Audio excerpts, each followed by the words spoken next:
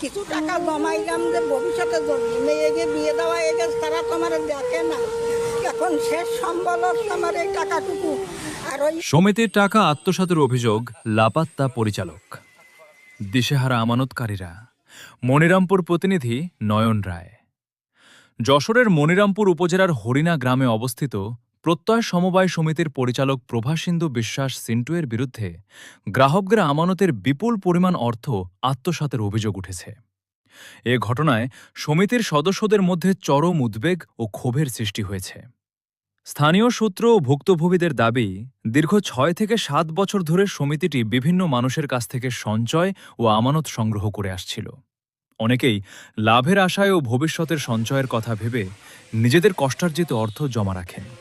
কিন্তু নির্ধারিত সময় পার হওয়ার পর আমানতকারীরা টাকা তুলতে গেলে নানা অজুহাত দেখানো হয় বলে অভিযোগ করেন তারা।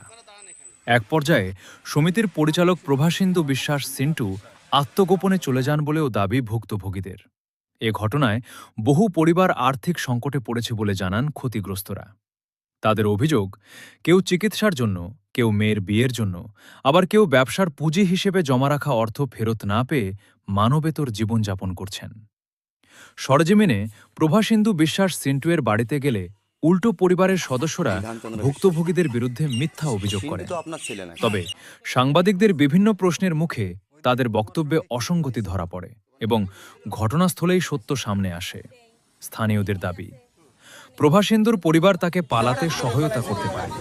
ভুক্তভোগীরা প্রশাসনের দ্রুত হস্তক্ষেপ এবং ঘটনার সুষ্ঠু তদন্তের মাধ্যমে তাদের আমানতের টাকা ফেরত দেওয়ার দাবি জানিয়েছেন।